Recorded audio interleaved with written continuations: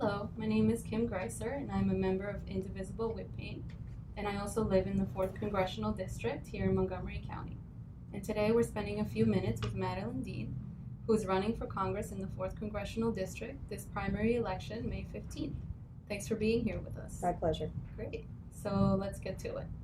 My first question for you is, I would like it if you could share with us the one issue that you will advocate for the most when elected. Well, Kim, that's difficult to narrow it to one, but I will tell you one that is very near and dear to my heart, and that is the issue of ending gun violence in our society. I'm a state legislator in Harrisburg, and as a member of the Pennsylvania House back in 2012, I formed the PA Safe Caucus with like-minded legislators after the tragedy, the horror that was Sandy Hook. And so what we have done is try to shine a light on the issue of gun violence, enter legislation, sensible legislation that would simply save lives, session after session, and we haven't been able to get anywhere. We see that same problem at the federal level. I will tell you, I see movement and positive movement. I'm certain that the young people of Parkland are leading the way. And in Harrisburg, we just had 5 days of hearings, bipartisan hearings on gun violence legislation. So I am actually optimistic that we might get a couple of those bills across the line to save lives. I want to do that same thing, bring that same fight at the federal level, because that's what we need to do. That's great. Public safety is very important. Absolutely.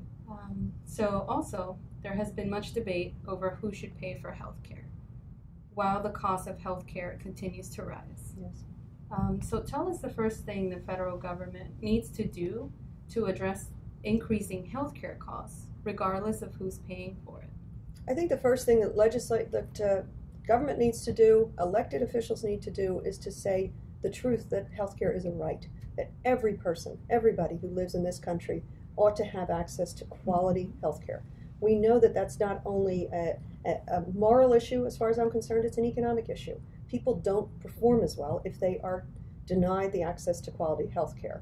And so absolutely what we see is the Affordable Care Act was a very good step. I was very much in favor of it, pushed for it. At the state level, I pushed for the expansion of Medicaid under the Affordable Care Act, and fortunately we finally got that when Governor Wolf came into office, but that doesn't address the rising cost of health care. And so what we have to do is actually invest. We have to make sure that we negotiate with insurance companies, we invest in health care for all, and make that a top priority, as I believe it ought to be.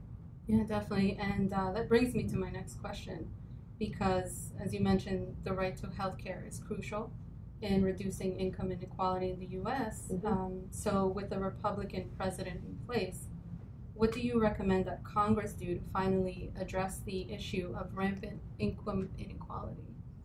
Well, I'm glad you asked that, and I hope this election cycle will bring fresh ideas and fresh people to the table.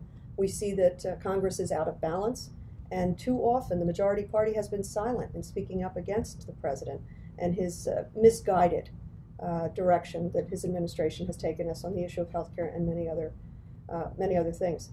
One thing that we do is we elect more people who will speak up and fight for the right to healthcare, and then we elect people who also want to balance a budget, who recognize that the way to get access to healthcare and reduce income inequality is not to pass a huge tax cut for the rich. It's actually to help working people. I talk to people in my district all the time. I talk to people in Harrisburg, working families, and they say, what is our government really doing to help me? Why is it that the priority of the administration is to strip away regulations, hand out tax cuts to the wealthy, and not actually protect me and my family as we're trying to grow and get an education and have worthwhile work? Thank you. My last question is, there have been ICE raids. Also, we're speaking about DACA and Dreamers and the wall. So immigration policies are an important topic of discussion. So what should be the top priority for Congress in fixing our immigration policy?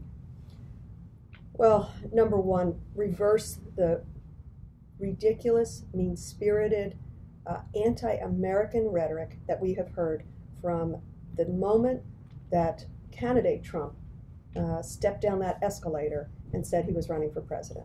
What did he do? Immediately attack immigrants, immediately attack anybody that he perceived as other. That is simply un-American as far as I'm concerned. Again, the silence of those who work with this president in not calling him out, in not saying we absolutely need to find the path for the DACA children, to make sure that they are not threatened, to make sure that their families are not pulled apart and parents separated and deported. These are hardworking people. These are Americans who, frankly, have only contributed to our way of life. What we need to do is change the conversation, remember who we are, and remember our American values. We need to forget the absurdity of the border wall. Do we need immigration reform? Yes, but we need to actually find a path to citizenship for those who are here, those who came under the DACA program or were guaranteed protection under the DACA program. And so I just hope we remember our American values. Thanks for that response. Thank you. My last question is a trick question. Uh-oh. Try not to Please fall share for it. with us your favorite family vacation. Oh my gosh. Oh, that's a good one. Well, you know what? The question itself lends its answer. Anytime I get to go on a vacation with my family, it's a good time. There's probably nothing more I like better than the chance to be with my family. And so I'm going to make it a simple one. When my family and I get to be at the beach together, we like to go to Cape May. We get to be at the beach together and we're all together and my granddaughter is there. It's just about being with family. I do like the sunshine and warmer weather and the beach, but anytime I'm with my family, that's the best family vacation. Soon the summer will be here. Do you think? I hope so. Yeah. Thank you for spending this time with us today and chatting with us. Thank you, Kim. Thank you.